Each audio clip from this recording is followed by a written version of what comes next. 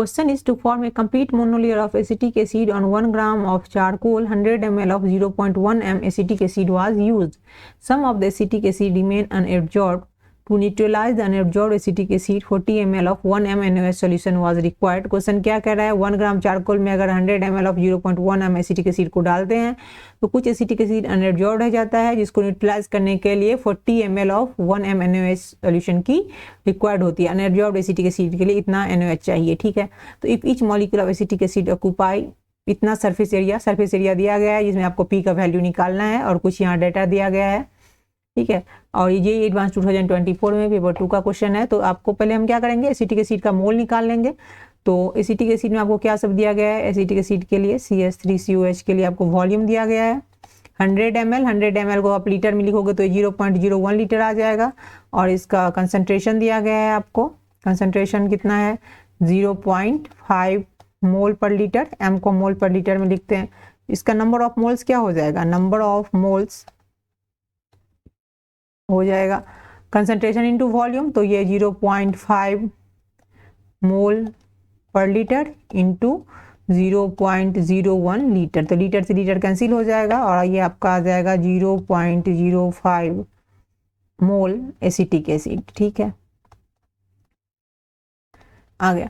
अब आपको क्या कह रहा है, इसको अगर हम 1 ग्राम मतलब चारकोल में डालते हैं तो अब अगर एसिटिक एसिड का CH3COH का रिएक्शन हम 1 ग्राम चारकोल के साथ करवाते हैं, चारकोल ये 1 ग्राम है, तो आपका एक तो क्या बनता है, कोटेड एसिटिक एसिड बनता है और कुछ अनएब्जॉर्ब रह जाता है. ठीक है, कुछ अन से लिख देते हैं CH3COH.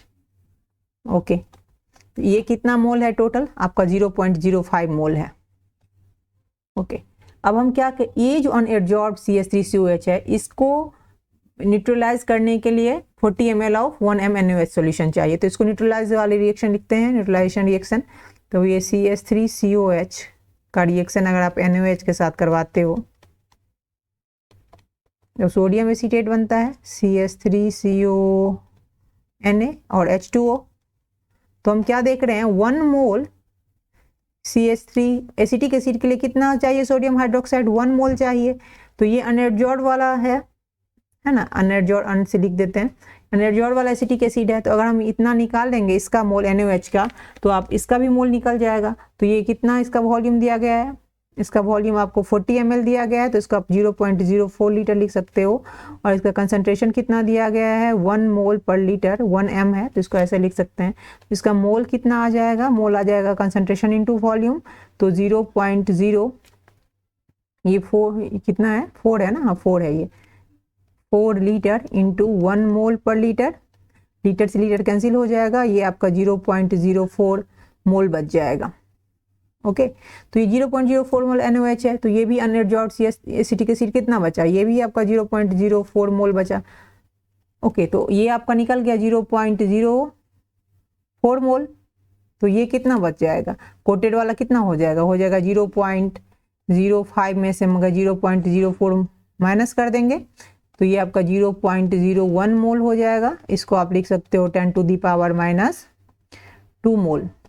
तो वी नो दैट 1 मोल में कितना होता है molecules, Avogadro's number equal to, Avogadro's कितना दिया हुआ है 6 × 10⁻23 मॉलिक्यूल्स होते हैं. मतलब कोटेड एसिटिक एसिड का कितना मॉलिक्यूल होगा, 1 मोल में इतना होगा. तो आपको कितना मोल है आपके पास 10⁻⁻² मोल है. तो इसके लिए आपका क्या हो जाएगा 6 × 10⁻23 इंटू 10⁻⁻² इतना हो जाएगा. ओके, तो अब इसका अगर आपको सरफेस एरिया निकालना है तो सरफेस एरिया निकालने के लिए क्या हो जाएगा, surface area of 1 gram charcoal by number of acetic acid molecule absorbed. इसको अगर आप बनाओगे तो इसका दिया गया है 1.5 इतना सरफेस एरिया ऑफ चारकोल. तो कितना के लिए 1.5 इंटू 10⁻² मीटर स्क्वायर ग्राम इनवर्स, इसको कितना से 1 ग्राम से. और नीचे में क्या आ जाएगा, number of acetic acid molecule absorb, molecules. तो कितना मॉलिक्यूल्स है, इतना मॉलिक्यूल्स है. तो इसको आप कर लोगे तो ये आपका आ जाएगा 6 × 10⁻23 इंटू 10⁻⁻² तो यहाँ ये ग्राम से ग्राम कैंसिल हो जाएगा। इसको आप कैलकुलेट करोगे तो ये इसको अगर हम कर लेंगे तो यहाँ ये 150 आ जाएगा। और ये मीटर स्क्वायर, इसको ऊपर कर लेते हैं इस दोनों को, तो नीचे आ जाएगा, क्या आ जाएगा ये 6 into 10 to the power 23 into 10 to the power, ये भी ऊपर कर लेते हैं 2। इसको आप कैलकुलेट करोगे तो ये आपका आ जाएगा, क्योंकि यहाँ आपको -23 के फॉर्म में लाना है ना, -23 के फॉर्म में लाना है। तो ये 23 है तो ऊपर -23 आ गया। तो इसको अगर आप करोगे, पूरा कैलकुलेट कर लोगे तो ये आपका आ जाएगा 2500 into 10 to the power -23 metre square. तो आपका यही निकालना था P, ये वैल्यू P का हो गया। तो P इक्वल टू क्या हो गया 2500। तो this is answer. Thanks for watching. मेरे चैनल को सब्सक्राइब करें, वीडियो को लाइक करें।